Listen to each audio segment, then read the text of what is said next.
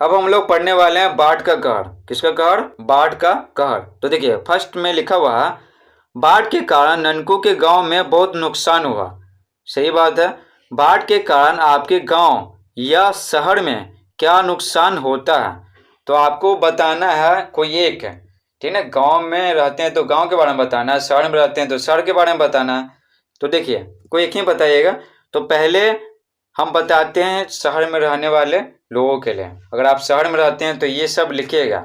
ठीक है, तो घबराइए नहीं। गांव में जो रहते हैं, ठीक है, अगर आप गांव में रहते हैं तो बताएंगे कि गांव में कौन कौन सा परेशानी होता है, वो आपको लिख के दिखाएंगे। वो तो आपको पता ही है, बस यहाँ पर आपको लिख के दिखाएंगे कैसे लिखना है।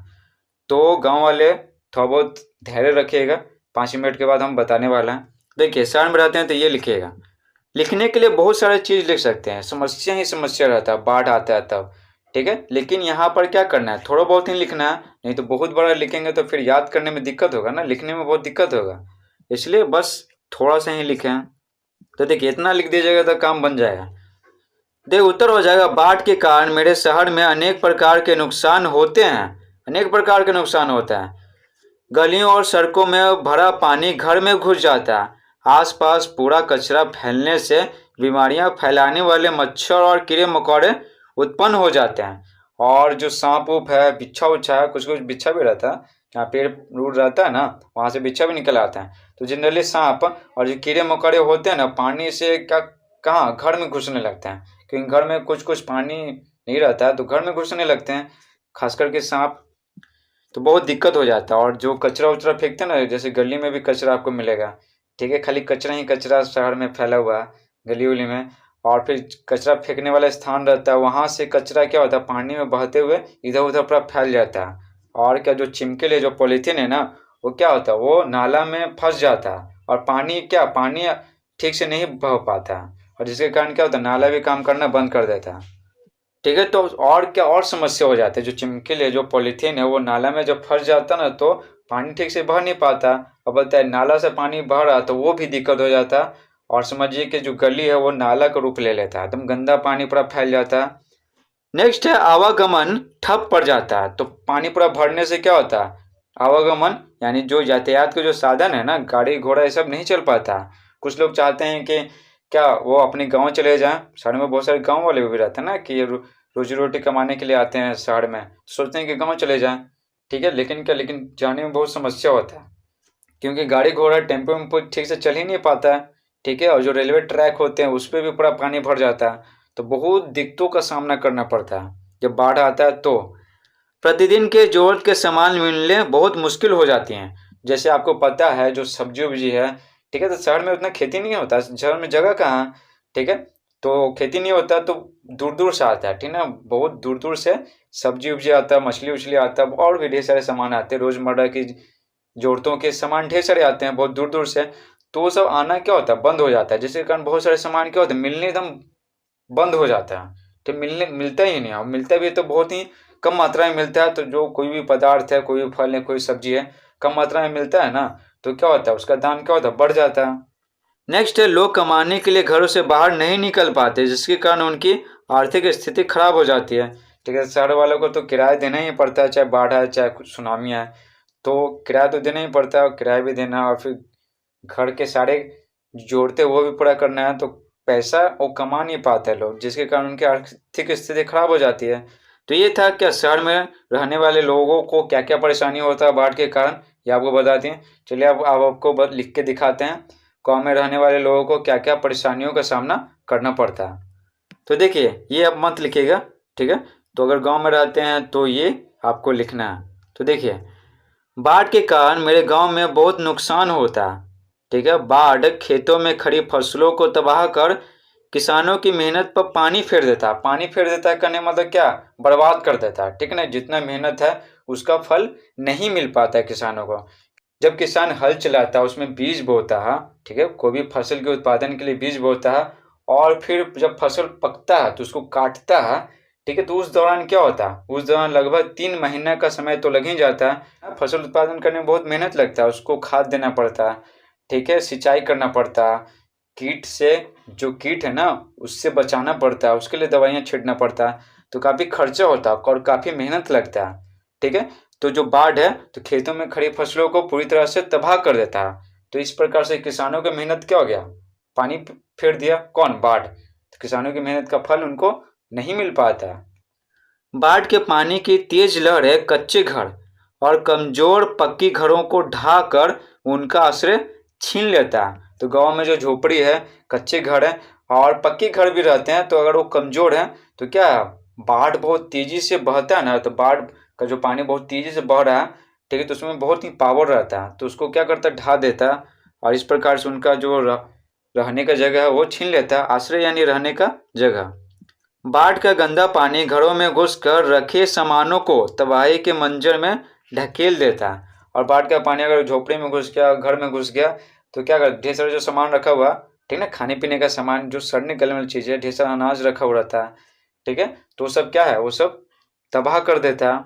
नेक्स्ट है, बाढ़ की तेज लहरें व्यक्तियों, खासकर मवेशियों और पेड़ पौधों को बहाकर ले चला जाता है। तो बाढ़ अगर बहुत तेज है ना, बाढ़ का पानी अगर बहुत तेज है तो बड़े बड़े पेड़ को उखाड़ देता है और जो जानवर है और व्यक्ति हैं, व्यक्ति यानी मनुष्य, वो सब क्या उसको बहा के ले चला जाता है और कईयों का मृत्यु हो जाता है और कईयों के जीवित रहने का अधिकार छीन लेता है। देखिए, जीवित रहने का अधिकार छीन लेता है, इसका कहने का मतलब क्या ना, बाढ़ है ना, बाढ़ कईयों को क्या मार देता है, कई व्यक्तियों को जान ले लेता है, कई मवेशियों का, और पेड़ पौधे भी जीवित होते हैं तभी तो वो बढ़ते हैं, ठीक है, तो वो लिविंग थिंग्स होते हैं पेड़ पौधे, तो उनका भी जिंदगी तबाह कर देता है।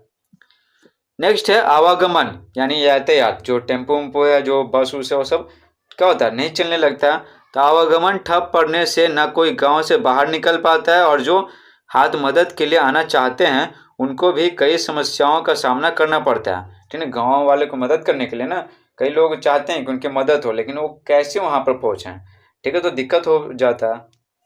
तो ये सारी समस्याओं का सामना करना पड़ता है और भी ढेर सारी समस्याएं हैं, बस इतना समस्याओं का अगर वर्णन कर दिया ना तो बस फुल में फुल मार्क्स मिल जाएगा।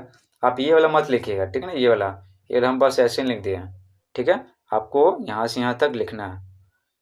लेकिन नेक्स्ट क्वेश्चन है, बाढ़ से बचाव या बाढ़ को रोकने के क्या उपाय हो सकते हैं, ठीक है ना, क्या पूछा जा रहा, बाढ़ से बचाव यानी बाढ़ से हम लोग कैसे बचेंगे, जो हानि होता है, जो नुकसान होता है उसको एकदम कम से कम करना है, ठीक है, जो हानि है, जो बर्बादी होता है बाढ़ के कारण, उस बर्बादी को एकदम ना के बराबर करना है, ठीक है, बहुत ही कम करना है जितना हम लोग कर सकते हैं, ठीक है, तो ये बोला जा रहा है।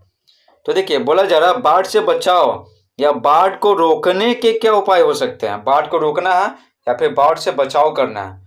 तो ज़्यादा पानी बरसेगा तो बाढ़ तो आएगा ही, ठीक है, लेकिन इसका कुछ तरीका है, जैसे मान लीजिए कहीं बाढ़ बार आ रहा है तो उसका कुछ कुछ उपाय करना पड़ता है। ज़्यादा पेड़ रहना चाहिए, ठीक है, ज़्यादा मजबूत पेड़ रहना, जैसे पीपल का पेड़ है या फिर ताड़ का पेड़ है, जो मजबूत पेड़ होते हैं ना, ठीक है, जैसे आम का पेड़ है तो उसका जड़ बहुत फैला हुआ रहता है ज़मीन के अंदर, तो इससे क्या होता है ना, इससे फायदा क्या होता है, बाढ़ तो रुकेगा नहीं, लेकिन जो बाढ़ का पानी है ना वो जो तेज से बह रहा है उसका गति क्या हो जाएगा, कम हो जाएगा, जिसके कारण क्या होता है, जो बड़े बड़े बिल्डिंग है, जो जो झोपड़ी उपड़ी है, वो कम से कम पानी भर जाएगा, लेकिन क्या है, लेकिन वो तबाह नहीं होगा, मतलब ढहेगा नहीं, जो होता है ना, जैसे पक्का घर रहता है वो भी क्या होता है, वो भी बाढ़ का पानी अगर बहुत तेज है तो उसको भी वो तोड़ देता है बाढ़, लेकिन क्या करेगा, बाढ़ के पानी की गति को, जो पेड़ है, ढेर सारे पेड़ अगर गांव में लगा हुआ बड़े बड़े पेड़, ठीक है, तो क्या करता है, बाढ़ के पानी को क्या करेगा, कम कर देगा, बहुत ही कम, तब पानी आराम आराम से बहेगा, ठीक है, तो पानी से घिरा हुआ घर रहेगा, लेकिन क्या वो फिर भी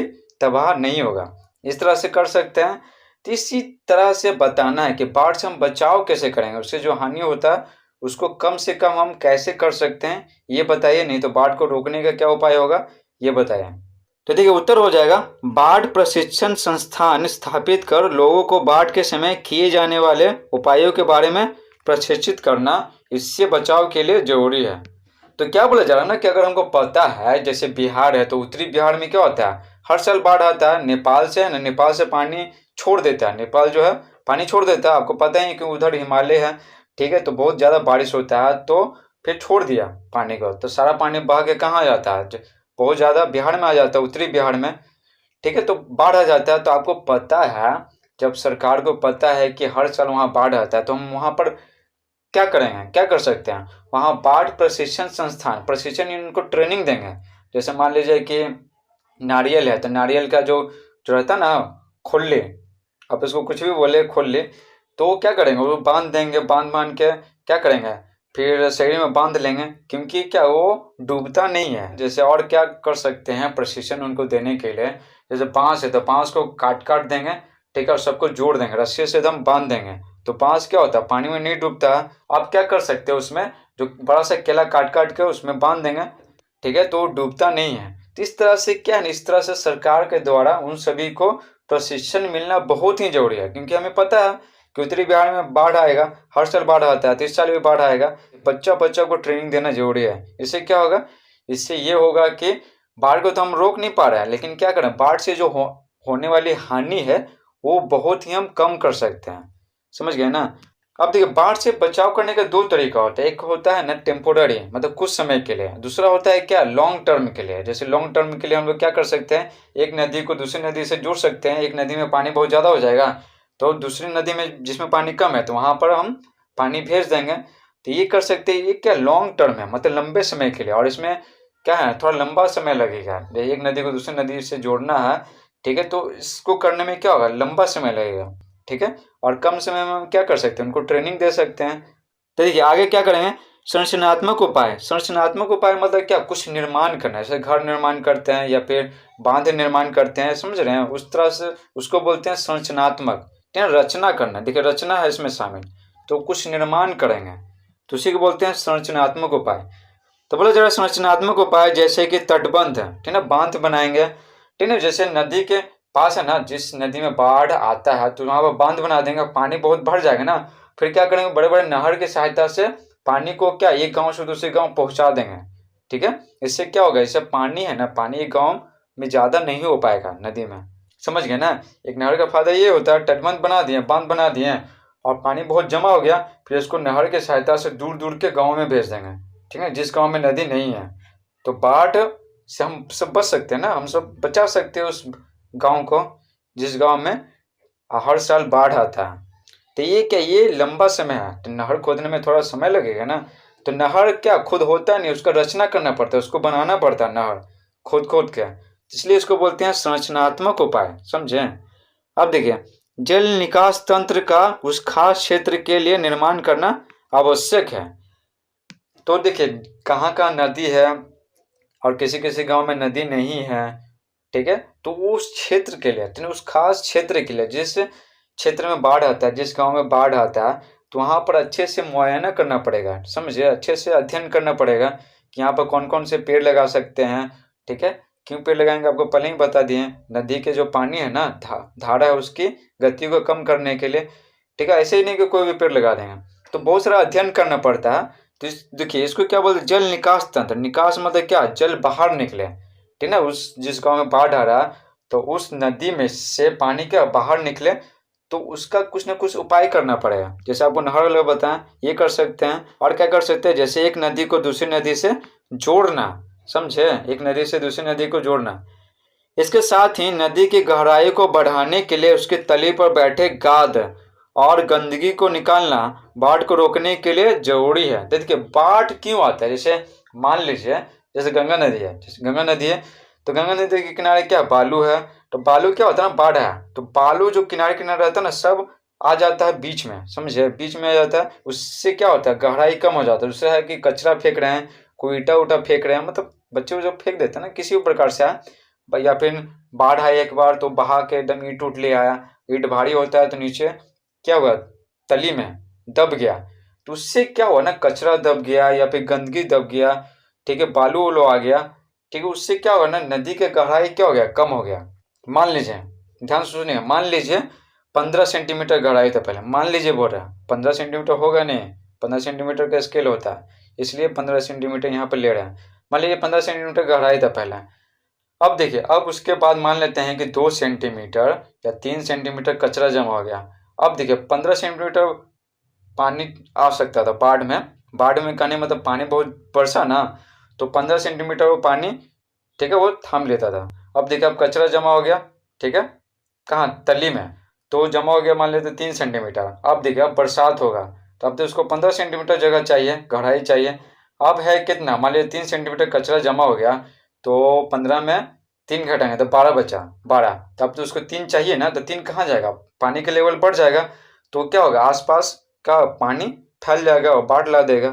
क्या करना जरूरी है, अंदर जो तली में, नदी के तली में जो गाद जमा हो गया, गंदगी जमा हो गया, उसको बाहर निकलना जरूरी है, ताकि नदी का जो गहराई है ना वो ज़्यादा हो सके, ठीक है, और बारिश होने पर वो ज़्यादा पानी उसमें अट सके। देखिए अब हम लोग पढ़ने वाले हैं अनुमान और कल्पना। देखिए फर्स्ट में लिखा हुआ क्या होता अगर, तो इसमें आपको कल्पना करना है, समझे, सोचना है क्या हो सकता है क्या नहीं हो सकता है।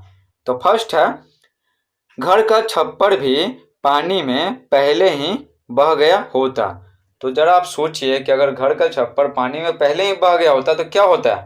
अगर आप कहानी पहले पढ़े होंगे तो आपको पता होगा कि ननको और उसके दादाजी क्या करते हैं, घर के छप्पर पर चढ़ जाते हैं। घर के छप्पर पर, जो घर है ना वो दलान के बगल में, दलान का जो छप्पर है वो ऊंचा है और घर का छप्पर क्या नीचा है।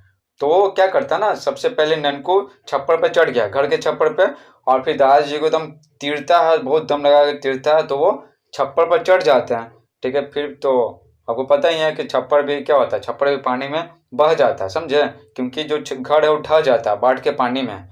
और छप्पर है, छप्पर वो दोनों रहते हैं तो छप्पर पे वो दोनों बैठे रहते हैं, तो वो भी क्या है, वो भी बहने लगता है।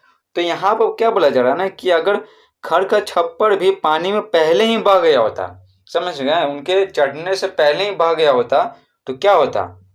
तो देखिए उत्तर होगा यदि घर का छप्पर भी पानी में पहले ही बह गया होता तो ननको और उसके दादाजी बाढ़ के पानी से बचने के लिए घर से सटे दलान के छप्पर पर किसी तरह चढ़ते हैं। समझ गए ना, घर जो है वो दलान से सटा हुआ था, घर का छप्पर नीचा था, इसलिए ननको सोचा ना कि हम घर के छप्पर पर चढ़ जाते हैं और दादाजी को भी तीर लेते हैं और छप्पर पर बैठा देते हैं। तो देखिए अगर पहले बह गया होता, घर का छप्पर पानी में पहले ही बह गया होता, तो ननको और उसके दादाजी किसी प्रकार दलान के छप्पर पर चढ़ते, जिसकी ऊंचाई ज़्यादा है घर के छप्पर से, उस पर चढ़ने का प्रयास करते और नहीं चढ़ पाते या पानी वहां तक भी पहुंच जाता तो वे दोनों पानी में बह जाते हैं। समझ गए ना। दूसरा सवाल है क्या होता अगर छप्पर के बांस से बंधी रस्सी टूट जाती। अब जरा सोचिए, यही जो रस्सी है बहुत काम आया था जब ननको और उसके जो दादाजी है ना, ननको और दादाजी, ठीक है, वो पहुंचे थे पुल के पास, छप्पर पर जो रस्सा पड़ा हुआ था ना, रस्सा, उसको क्या किया, खोला और रस्सा का एक सिरा छप्पर के बांस में बांधा और दूसरा सिरा अपने दादाजी को बोला कि लीजिए पकड़ लीजिए, और पुल के नजदीक आया ना तो दादाजी से रस्सा ले लिया और उसको जोर से फेंका, कहाँ, पुल पर, और पुल पर खड़े लोग क्या उसको पकड़ लिए। आप बोलेगा पुल तो बहुत ऊंचा होता है, तो देखिए बाढ़ जब आया था ना तो बाढ़ का पानी बहुत ऊंचा हो गया था, समझ गए ना, बहुत ज़्यादा हो गया था, और पुल और बाढ़ के पानी में ना बहुत ही कम दूरी था, समझे, इसलिए क्या, इसलिए जब वो फेंका ननको रस्सी को फेंका तो लोग उसको पकड़ लिए और फिर उसको बचाएं। तो अब देखिए अब क्या बोल रहा है, छप्पर के बांस से बंधी रस्सी अगर टूट जाती तो क्या होता, तो लोग उसको बचा नहीं पाते हैं। तो देखिए उत्तर हो जाएगा यदि छप्पर के बांस से बंधी रस्सी टूट जाती तो ननको पुल पर खड़े लोगों को रस्सी पकड़ने के लिए नहीं फेंकता। जब रस्सी ही क्या नहीं है, रस्सी ही टूट गया तो जाहिर सी बात रस्सी कहाँ से फेंकेगा, और लोग उन दोनों को पानी से बाहर नहीं निकाल पाते, वे पानी में बहते रह जाते हैं और कहाँ किनारे लगते कहना कठिन है। हो सकता है कि वो नदी की धारा में डूब ही जाते हैं या फिर बहते बहते कहीं लग जाते किनारे, ठीक है, तो ये कहना कठिन है। सेकंड क्वेश्चन है ननको ने कैसे अनुमान लगाया कि वह शहर के पास से बह रहा है, कैसे अनुमान लगाया, तो देखिए उत्तर हो जाएगा ननको जब नदी की धार में बह रहा था तो अंधेरा कुछ छटने के पश्चात यानी बाद, थोड़ी देर के बाद उसे ऊंचे ऊंचे घर दिखने लगे, तो इससे वह अनुमान लगाया कि वह शहर के पास से बह रहा है। जब उसको ऊंचे ऊंचे घर दिखने लगा तो वो समझ गया कि नहीं, हम गांव से अब कहाँ शहर पहुंच गए हैं, और कुछ समय के बाद उसको पुल दिखने लगा, तब तो वो फिक्स हो गया, तब तो वो जो कन्फ्यूजन था, जो अनुमान था, वो तो एकदम फिक्स हो गया, नहीं अब हम बिल्कुल शहर में ही आए हुए हैं, आपकी दुनिया, ठीक है, आपकी दुनिया यानी आपके बारे में पूछा जाएगा। अब देखिए बरसात का महीना ननको को बहुत प्रिय है, प्रिय यानी बहुत अच्छा लगता है उसको, क्या अच्छा लगता है, बरसात का महीना, जनवरी फरवरी नहीं, कहने का मतलब है जो बोलते हैं ऋतु, वो महीना। तो जो ऋतु है वो मेनली क्या होता है, मुख्य रूप से 3 होता है, जाड़ा, गर्मी, बरसात, लेकिन और डीप में जाएंगे ना तो क्या होता है, जो ऋतु है 5 हो जाता है, 5। ये गर्मी, जाड़ा, बरसात और वसंत। वसंत जब ठंडा रहता है ना गर्मी रहता है, कब कब रहता है, फरवरी मार्च में, जब सरस्वती पूजा मनाते हैं ना, होली, तब। फिर होता है पतझड़ का मौसम। पतझड़ का मौसम होता है अक्टूबर नवंबर में होता है, समझ गए ना। अगर ऋतु के बारे में अच्छे से जानना है कि कौन कौन महीना में कौन कौन सा ऋतु होता है, तो उसका हम 2 मिनट का वीडियो बना देंगे, ठीक है, अगर कमेंट में लिखिएगा तो। देखिए क्या बोला जा रहा है, बरसात का महीना ननकों को बहुत प्रिय है, बहुत पसंद है बरसात का महीना। आम जामुन के पेड़ पर चढ़ना और गुल्ली डंडा खेलना अच्छा लगता है, किसको, ननकों को। तो क्या पूछ रहा, फर्स्ट में पूछ रहा आपको क्या क्या पसंद है और क्यों, तालिका में लिखिए। तो ये जो तालिका है ना, ये आपको लिखना है। तो देखिए महीना है, महीना पूछ रहा है कि महीना आपको कौन सा पसंद है, तो ये आपके बारे में पूछ रहा है। और ऐसे हम क्या कर रहे हैं, एक लिख के आपको दिखा रहे हैं, ऐसे आपको एक आइडिया मिल जाएगा कि हमें कैसे लिखना है, कैसे वाक्य बना के लिखना है। महीना, तो महीना मुझे पसंद है गर्मी का मौसम, ठीक है। गर्मी का मौसम क्यों, तो देखिए कारण बताना है, तो कारण इस बॉक्स में लिखेंगे। तो देखिए मुझे आम खाना बहुत अच्छा लगता है, आम खाना बहुत अच्छा लगता है, तो आम तो क्या होता है, गर्मी के मौसम में ही होता है। आम को फलों का राजा भी बोलते हैं। और गर्मी में गरीब लोगों को ऊनी कपड़ों तथा कंबलों की जरूरत नहीं पड़ती है, समझे, ज़्यादा कपड़ा की जरूरत ही नहीं पड़ता। गरीब लोग उघाड़े भी रह सकते हैं, गंजी में भी रह सकते हैं। गर्मी में वे कम कपड़े पहनकर ही काम चला सकते हैं, लेकिन ठंडा में क्या होता है, ठंडा में कंबल ठीक ढंग का नहीं हो पाता, या फिर गर्मी में तो वो किसी प्रकार रह लेते हैं, कहीं भी सो लेते हैं। लेकिन ठंडा में उनको दिक्कत क्या होता है, ऊनी कपड़ा नहीं मिल पाता, जैकेट नहीं रहता है, कंबल अच्छा क्वालिटी का नहीं रह पाता, जिसके कारण जो गरीब लोग सड़क के किनारे सोते हैं ना, तो उनको बहुत ही ठंड लगता है, ठीक है ना। तो ये बहुत ही हमको ख़राब लगता है देखने में, इसीलिए मुझे गर्मी का मौसम पसंद है। 2 कारण से, मुझे आम खाना बहुत अच्छा लगता है, और दूसरा है कि गरीबों का बहुत ही क्या होता है, भला हो जाता है, ठीक है, गर्मी में। अब पूछ रहा है कि आपको कौन सा खेल पसंद है, तो खेल मुझे क्रिकेट पसंद है। अब पूछ रहा है क्यों, कारण बताना है, तो लिखेंगे यह हमें टीम वर्क के साथ काम करने की सीख देता है, समझे, टीम वर्क के साथ काम करने की सीख देता है। क्योंकि जो क्रिकेट खेलते हैं ना, तो जैसे मान लीजिए कि आप बॉलिंग अच्छा किए, तो जरूरी नहीं कि जीत जाइएगा, आपको बैटिंग भी अच्छा करना पड़ेगा। अगर आप बैटिंग और बॉलिंग दोनों अच्छा कर रहे हैं, तो अगर वो फील्डिंग नहीं करिएगा अच्छा से, तो हो सकता है कि आप हार जाएं, ठीक है, ज़्यादा चांस है। तो इसमें क्या होता है, सभी खिलाड़ियों के बीच में सामंजस्य होना चाहिए। अगर किसी के बीच में झगड़ा है, मन मुटाव है, तो नहीं हम जीत पाएंगे, ठीक है। तो ये हमें क्या करता है, टीम वर्क के साथ काम करने का सीख देता है, कौन, क्रिकेट। और क्या है, और किस कारण मुझे ये खेल पसंद है, और इसमें कई खिलाड़ी खेल सकते हैं, जैसे बैडमिंटन है, जैसे 2 के बीच में खेलेंगे, मैक्सिमम 4 खेलते हैं, ठीक ना, एक टीम में 2, लेकिन उसमें मज़ा नहीं आता, 2 खेलते हैं कम से कम। तो बाकी जो दोस्त होते हैं नाराज हो जाते हैं ना, और बार बार आप शेयरिंग कीजिएगा, पहले आप थोड़ा देर 5 मिनट खेले, फिर कोई और 5 मिनट खेलेगा, तो उतना मज़ा नहीं आएगा, ठीक है। लेकिन इसमें क्या है, इसमें जो क्रिकेट है, एक बार में कई खिलाड़ी खेल सकते हैं, तो इसमें एकदम मज़ा आता है। इसको इसको यानी क्रिकेट को, इसको गली मैदान पार्क कहीं भी खेल सकते हैं, इसलिए मुझे पसंद है क्या, क्रिकेट, ठीक है। नेक्स्ट पूछा जा रहा है कि आपको कौन सा भोजन पसंद है, तो देखिए मुझे तो चाउमीन पसंद है।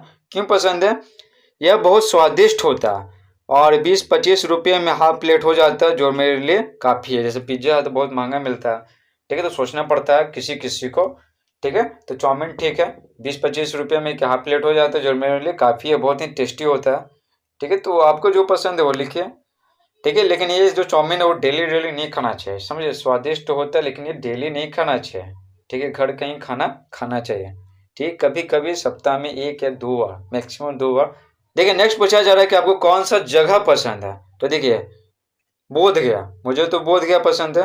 देखिए बोध गया के मठों की असीम शांति, असीम यानी कि बहुत ज़्यादा शांति है, ठीक है, जिसकी कोई सीमा नहीं हो, उसको बोलते हैं असीम। बोध गया के मठों, मठ किसको बोलते हैं ना, वहाँ पर बौद्ध धर्म के ढेर सारे लोग रहते हैं ना, तो उनके रहने के लिए स्पेशल जगह बनाया हुआ रहता है, उसको मठ बोलते हैं, समझे। तो देखिए बोध गया के मठों की असीम शांति मेरे मन को लुभाती है और शहर के शोरगुल से छुटकारा पाकर बहुत राहत महसूस होता है। शहर में क्या, गाड़ियों की आवाज़ है, टीवी की आवाज़ है, शोरगुल, हल्ला गुल्ला, ठीक है। तो वहाँ पर आप जाइएगा तो एकदम पूरा शांति रहेगा, और वहाँ पर क्या हल्ला गुल्ला भी नहीं करना है, नहीं तो आपको सब मना करेगा। तो ये जो शांति मिलता है ना, तो वैसा शांति शहर में नहीं मिल पाता, तो वहाँ पर जाएगा तो बहुत ही राहत महसूस होगा। ठीक है, तो ये सब कारण है। ठीक है, आपको जो जगह पसंद है वो लिखिए। ठीक है, नेक्स्ट पूछा जा रहा, क्या आपके भाई बहन माँ पिताजी से आपकी शिकायतें करते हैं? तो बोला जा रहा है कि आपके जो भाई बहन है, चाहे भैया हैं, चाहे बहन है, छोटी है बड़ी है, तो आपके माता पिता से शिकायत करते हैं वो सब। ऐसी ही किसी एक घटना के बारे में बताइए। तो ये भी आपके बारे में पूछ रहा है, लेकिन यहाँ पर एक लिखने का तरीका आपको सिखा रहा है। देखिए यहाँ पर आपको ध्यान रखना है, एक घटना के बारे में बताना है, सिर्फ एक घटना के बारे में, समझे? ऐसे घटना तो ढेर सारा होगा, ठीक है, लेकिन उसमें सिर्फ एक ही घटना के बारे में बताना है। देखिए उत्तर हो जाएगा हाँ, जब मैं पढ़ाई न करके खेलने के लिए चला जाता हूँ तो मेरे भाई बहन माँ पिताजी से मेरी शिकायत कर देते हैं।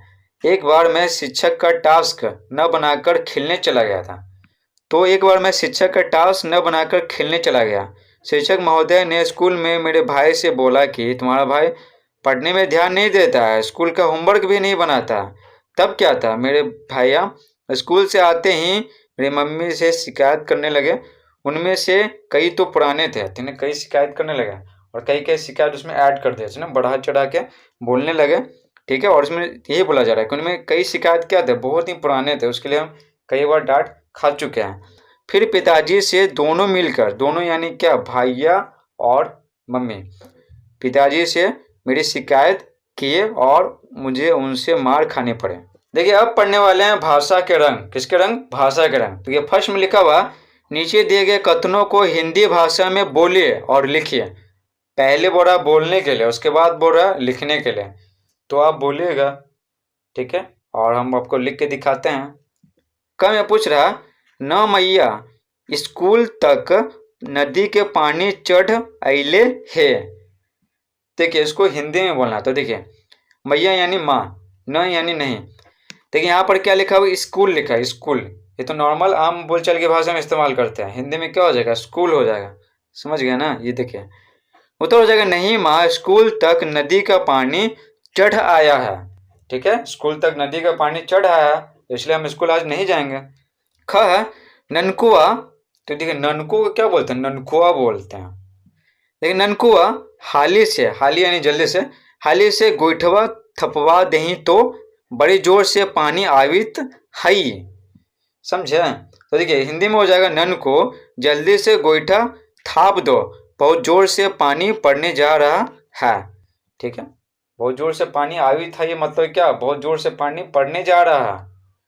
ठीक है, नेक्स्ट है पावा निमिया तर बैठल होन थी। ठीक है, जो ननकों की दीदियाँ है ना, ठीक है, तो घर के आगे जो पीपल के पेड़ था, तो उसी के नीचे वो उनको बैठा देते। इसलिए जो ननकों की दीदी है वो ननकों को बोलती है कि बाबा जो है ना नीम के नीचे बैठे हुए थे, हम जब वहाँ आ रहे थे, तो जाओ और फिर क्या, फिर उनको घर के अंदर ले जाना, क्योंकि पानी बहुत जोर से बरसने वाला है। ग है बाबा नीमिया तर बैठल हो थी, हिंदी में बताना है। तो देखिए बाबा नीम के पेड़ के नीचे बैठे हुए थे। घ है ये बार कवन नक्षत्र में पानी पड़े लगल की छूटते न हई। उत्तर हो जाएगा, इस बार किस नक्षत्र में पानी पड़ने लगा है कि छूट ही नहीं रहा है। देखिए अंगा है, कहाँ चल गेली हर रे, चल दू कौर मार भात खा ले और सामान उठाई। कहाँ चल गेली हल रे, चल दू कौर मार भात खा ले और सामान उठाई। देखिए उत्तर हो जाएगा, कहाँ चल गया था रे, चलो दो कौर मार भात खा लो और सामान उठाओ। सेकंड में लिखा हुआ, हुलस्कर बाबा ने ननको को पकड़ लिया। हुलस्कर यानी क्या, प्रसन्न होकर, खुश होकर। हुलस्कर बाबा ने उसे पकड़ लिया। तो देखिए यहाँ पर क्या पूछा जा रहा है, तो देखिए ननको यहाँ पर क्या, संज्ञा। संज्ञा किसको कहते हैं, किसी व्यक्ति वस्तु स्थान इत्यादि के नाम को संज्ञा कहते हैं। तो ननको यहाँ पर क्या है, एक लड़का का नाम है, तो ननको क्या हो गया, संज्ञा हो गया। अब देखिए ननको के बदले में क्या है, उसे आया, तो उसे यहाँ पर क्या, सर्वनाम है। सर्वनाम किसको कहते हैं, संज्ञा के बदले जिन शब्दों का प्रयोग होता है उसे सर्वनाम कहते हैं। ठीक है, ननको यहाँ पर क्या, संज्ञा है, और ननको के बदले में क्या है, उसे आया, तो ननको संज्ञा है, तो संज्ञा के बदले में जो आता है उसे सर्वनाम कहते हैं, तो उसी को यहाँ पर हम लोग सर्वनाम कहेंगे। अब देखो क्वेश्चन क्या पूछा जा रहा है, कम है दूसरे वाक्य में, यानी ये दूसरा वाक्य में, फर्स्ट हो गया सेकंड हो गया, तो सेकंड वाक्य में बोला जा रहा है। तो बोला जा रहा है दूसरे वाक्य में उसी शब्द किसकी जगह आया है। तो पूछ रहा है कि जो सेकंड वाक्य, ये जो सेकंड वाक्य, ये फर्स्ट है सेकंड है, तो सेकंड वाक्य में उसी शब्द किसकी जगह आया है। तो किसकी जगह आया है, ननकू की जगह। तो देखिए दूसरे वाक्य में उसी शब्द ननकू की जगह आया है। किसकी जगह, सिर्फ ननकू लिख देना, की है तो की रहेगा। देखिए ख में पूछ रहा है ननकू शब्द क्या है, संज्ञा या विशेषण। इसको बोलते हैं फॉरवर्ड स्लैश बोलते हैं, फॉरवर्ड स्लैश, ठीक है। तो लेकिन यहाँ पर क्या पढ़ेंगे, या पढ़ेंगे या। तो बोला जा रहा है ननकू शब्द क्या है, संज्ञा या विशेषण। तो आपको अभी पता है ननकू शब्द क्या है, संज्ञा है। आगे बोला जा रहा है सही का निशान लगाइए, तो सही का निशान लगा देते हैं, हो गया खत्म। देखिए विशेषण किसको कहते हैं, विशेषण कहते हैं वैसे शब्द जो किसी संज्ञा या सर्वनाम की विशेषता बताते हैं, उनको विशेषण कहते हैं। जैसे बोलेंगे राम लंबा है, तो लंबा क्या है ना, जो लंबा शब्द है वो राम की विशेषता बता रहा है, तो लंबा क्या हो गया, लंबा विशेषण हो गया। जैसे बोलेंगे राधा सुंदर है, जो सुंदर शब्द है वो राधा क्या है, यहाँ पर संज्ञा है, तो राधा की विशेषता बता रहा है सुंदर, तो सुंदर क्या हो गया, विशेषण हो गया। तो विशेषण बोलते हैं संज्ञा या सर्वनाम की विशेषता बताने वाले शब्दों को विशेषण बोलते हैं। देखिए ग, संज्ञा की जगह आने वाले शब्द को सर्वनाम कहते हैं, ये तो आपको पहले ही बता चुके हैं। दूसरे वाक्य में सर्वनाम शब्द कौन सा है, तो दूसरे वाक्य में सर्वनाम शब्द कौन सा है, उसे है, उसे। ये देखिए ये सेकंड वाक्य है, तो ननको के बदले में क्या है, उसे आया, तो उसे क्या हो गया, सर्वनाम हो गया। तो पूछ रहा था कि सेकंड वाक्य में सर्वनाम कौन सा है, तो उसे है। अब देखिए घ में लिखा हुआ नीचे दिए गए वाक्यों में से सर्वनाम शब्द को छांटकर लिखिए। जो वाक्य दिया हुआ इसमें से सर्वनाम शब्द को छांटकर लिखना है, तो यहाँ पर सर्वनाम लिखेंगे किस में से, इस वाक्य में से चुन के। नेक्स्ट बोला जा रहा यह भी बताइए कि उनका प्रयोग किसके लिए हुआ। ये जो सर्वनाम शब्द लिखेंगे तो बताना है कि ये सर्वनाम शब्द किसके लिए प्रयोग हुआ। तो इसको बनाने के लिए कहानी अच्छे से पढ़ा हुआ होना बहुत जरूरी है। तो किसके लिए प्रयोग हुआ यहाँ पर लिखेंगे। तो चलिए इसको बताते हैं। देखो फर्स्ट वाक्य में बोला जा रहा है उसके कई संगी साथी उधर ही रहते थे। किसके संगी साथी, ननकू के, समझे। तो उसके यहाँ पर क्या हो गया, उसके यहाँ पर सर्वनाम हो गया। ये किसके बदले आया, ननकू के लिए आया, ननकू के लिए, क्योंकि ननकू के ही कई संगी साथी उधर ही रहते थे, ये बोला जा रहा है। तो उसके यहाँ पर क्या हो गया, सर्वनाम हो गया। और किसके लिए आया, ननकू के लिए। देखिए सेकंड वाक्य है हम तो कितना देरी से बैठल हले। हम का मतलब यहाँ पर हम लोग नहीं है, हम बोलचाल के भाषा में हम कहते हैं किसके लिए, मैं के लिए, ठीक है ना। तो ये कौन बोले थे, दादाजी बोले थे, दादाजी, ननकू के दादाजी। तो यहाँ पर हम हो गया सर्वनाम, और किसके लिए आया, ननकू के दादाजी के लिए। नेक्स्ट है देखा उसकी दादी और अम्मा सामान उठाने में लगी हैं।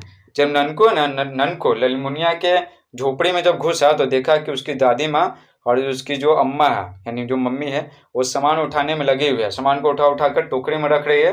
बाट का पानी अभी थोड़ी दूरी पे है। तो देखिए सर्वनाम यहाँ पर क्या है, उसकी सर्वनाम है, ठीक है, लिख दिए। उसके बाद ये जो उसकी है किसके लिए आया, ठीक है, ललमुनिया के लिए आया, तो ललमुनिया लिख दिए क्योंकि ललमुनिया की ही जो दादी है और अम्मी है। नेक्स्ट वाक्य है जल्दी से उनको खटिया से नीचे उतारा। जल्दी से उनको खटिया से नीचे उतारा मतलब किन को, ननकू के दादाजी को। और यहाँ पर उनको क्या हो गया, उनको यहाँ पर सर्वनाम हो गया। और किसके लिए आया, ननकू के दादाजी के लिए आया। तो 6 में पूछा जा रहा नीचे दिए गए मुहावरों का वाक्यों में प्रयोग करें। ये जो क से लेकर च तक जो मुहावरा है उसका वाक्य में प्रयोग करना, ठीक है। इस सब से क्या करना है, वाक्य बनाना। तो देखिए क में लिखा हुआ आओ देखा ना ताओ, ख में टकटकी लगाना और इसी तरह बाकी भी। तो चलिए आपको सारा का सारा बताते हैं। देखिए क में है आओ देखा ना ताओ। ये जो है ना, ये जो मुहावरा है ये आप पढ़ चुके हैं टिपटिपा में, जो सेकंड चैप्टर है उसमें आप पहले ही पढ़ चुके हैं, ठीक है। जैसे जो था ना, जो भोला था, आपको याद होगा, भोला है वो जो घास में छिपा हुआ था, कौन, बाघ है। तो उस पर क्या, उस पर एकदम लाठी बरसाने लगा क्योंकि अंधेरा में उसको दिखाई नहीं पड़ रहा था कि उसको लगा कि वही उसका गधा है जो गुम हो गया था, इसलिए बहुत गुस्सा था और लाठी से उस बाघ को ही मारने लगा। आओ देखा न ताओ।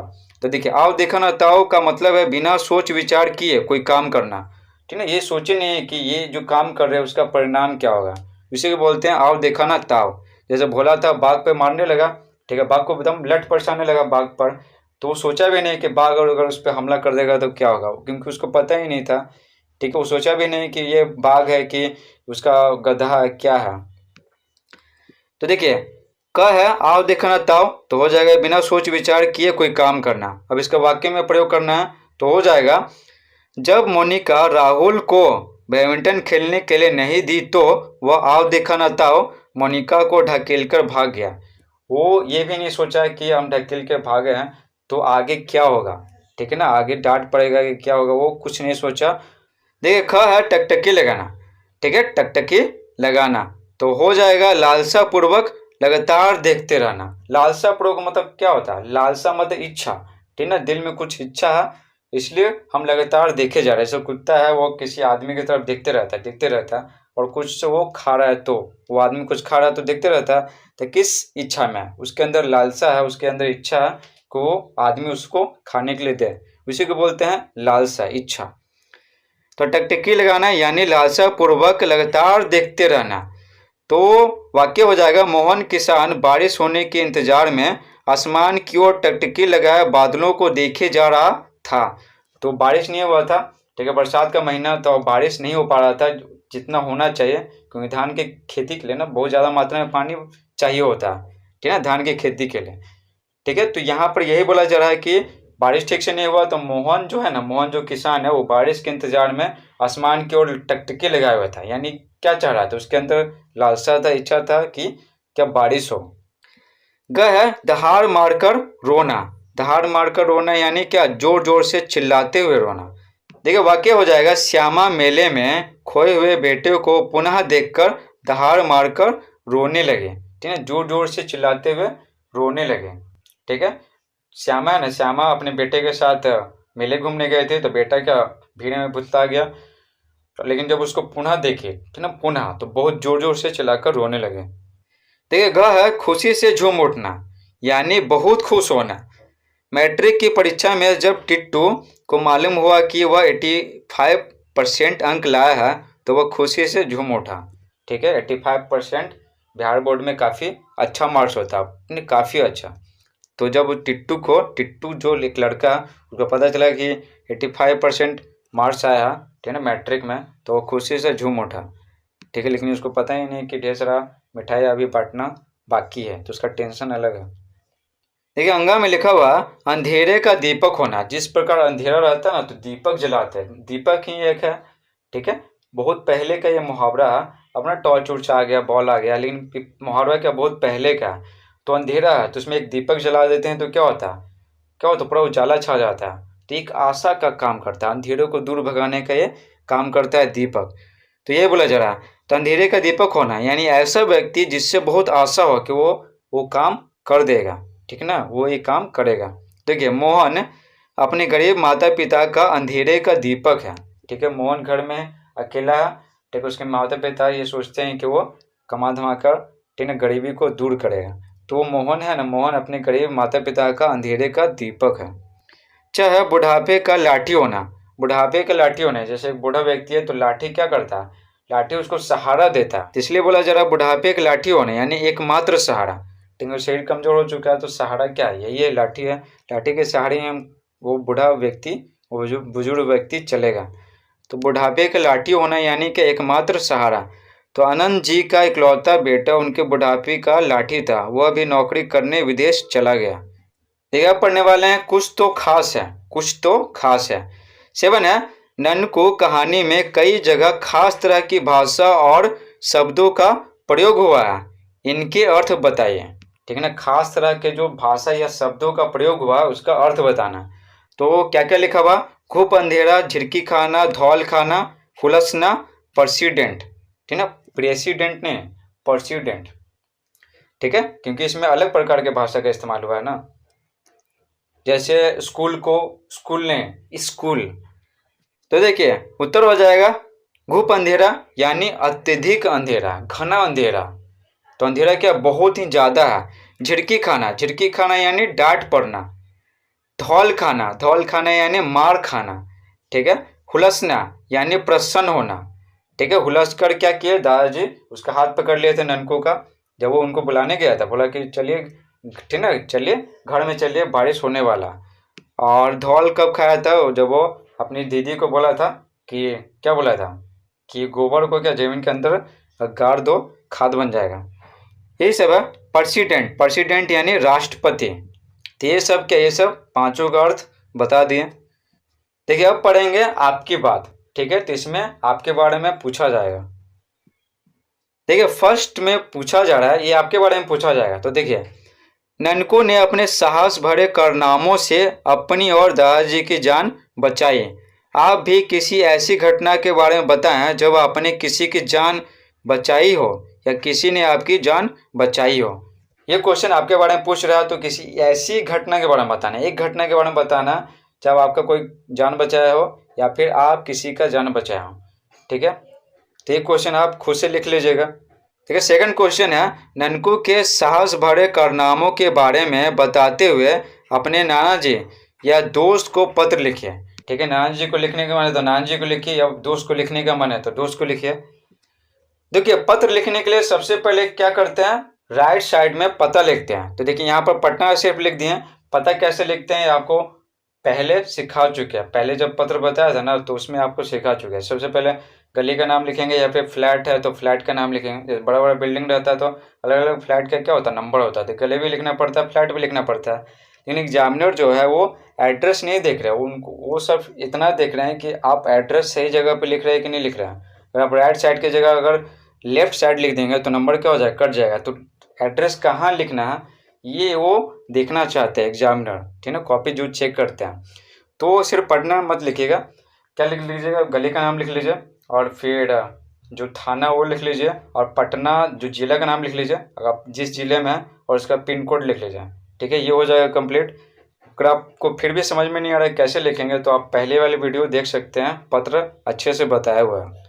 और जिस दिन पत्र लिख रहे हैं उसका डेट लिखेंगे। तो मान लीजिए आज डेट है 15 जून 2021, तो लिख दिए। यहाँ ध्यान दीजिएगा, जो एड्रेस है ना, एड्रेस, ठीक ना, मैक्सिमम मतलब क्या, अधिकतम 3 लाइन में लिखेंगे, 3 लाइन में, ठीक है। 3 लाइन कहने का मतलब है क्या, इतने में लिखेंगे, ठीक है। यहाँ नहीं लिखेंगे, ठीक है। तो मैक्सिमम 3 लाइन में लिख सकते हैं, और मिनिमम, ठीक है, 1 लाइन में, ठीक है। अगर 2 लाइन में लिखेंगे तो बहुत ही बढ़िया रहेगा। नेक्स्ट है, 1 लाइन छोड़ करके क्या करेंगे, नाना जी को पत्र लिख रहे हैं या फिर दोस्त को लिख रहे हैं, तो यहाँ पर हम नाना जी को लिख रहे हैं पत्र। अगर आपको दोस्त को लिखने का मन है तो दोस्त को लिखिए। तो लिखेंगे पूज्य नाना जी, कॉमा, और उसके जस्ट नीचे लिखेंगे, यहाँ पर लाइन नहीं छोड़ेंगे, उसके जस्ट नीचे लिखेंगे सादर प्रणाम। उसके बाद क्या, उसके बाद यहाँ पर लाइन नहीं छोड़ेंगे, ठीक है। यहाँ पर लाइन नहीं छोड़ना, यहाँ पर लाइन नहीं छोड़ना। उसके बाद क्या करेंगे, जो पत्र होता है ना, पत्र, तो उसको 3 भागों में बांटते हैं। पहले इंट्रोडक्शन देते हैं, ठीक, उसके बाद मेन पॉइंट लिखते हैं। मेन पॉइंट यानी क्या, जो क्वेश्चन में लिखा हुआ है ना, तो यहाँ पर क्या लिखा हुआ, ननकू के साहस भरे कारनामों के बारे में बताना है, तो मेन पॉइंट में वही बताएंगे, उसके बाद एंड कर देंगे, ठीक है। तो इस प्रकार से पत्र को 3 भागों में बांटते हैं। पत्र में जो लिखना रहता है ना उसको बॉडी ऑफ द लेटर बोलते हैं, उसको 3 भागों में बांटा गया। तो देखिए पहले भाग में क्या बांटेंगे, मैं सकुशल हूँ, यहाँ पर थोड़ा सा छोड़ देंगे। सब सटा के क्या, सब सटा के लिखा हुआ, बस ये थोड़ा सा छोड़ के लिखा हुआ, और ये थोड़ा सा छोड़ कर लिखा हुआ, और ये थोड़ा सा, ठीक है ना, बाढ़ वाला, ठीक है। यहाँ पर तो ध्यान दीजिएगा, बाकी क्या सटा के लिखा हुआ। तो देखिए यहाँ पर थोड़ा सा छोड़ेंगे, इसको बोलते हैं पैराग्राफ छोड़ना। मैं सकुशल हूँ, आशा है कि आप लोग भी सकुशल होंगे। नारायण जी, इस पत्र में मैं एक ऐसे साहसी बालक के बारे में लिख रहा हूँ जिसने अपने साहस एवं बुद्धिमानी से अपनी तथा अपने दादाजी की जान बचाई। ये हो गया इंट्रोडक्शन। तो इंट्रोडक्शन में क्या लिखें कि मैं यहाँ ठीक हूँ, आशा करता हूँ कि आप लोग भी वहाँ पर ठीक होंगे। उसके बाद पत्र में किसके बारे में वर्णन करने जा रहे हैं वो लिख दिए, ठीक है। आप क्या करेंगे, अब पैराग्राफ छोड़ करके, ठीक है, यहाँ पर 1 लाइन छोड़ देते हैं।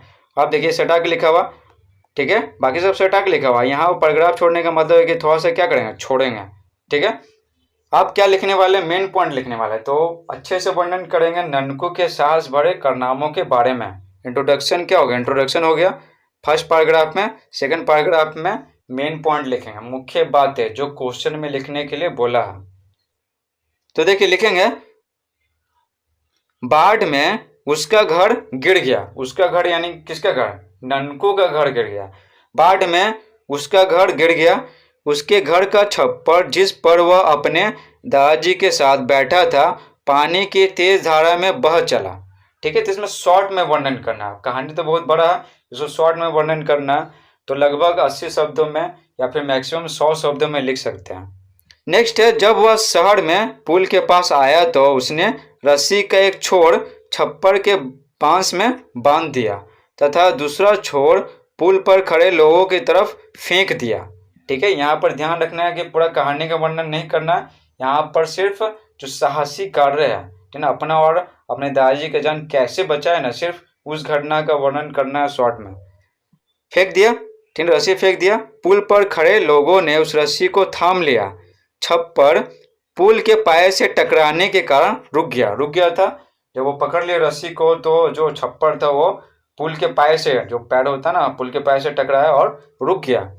फिर लोग उन दोनों को बाहर निकालें ना, किसी प्रकार बाहर निकाले, बहुत ही मशक्कत से।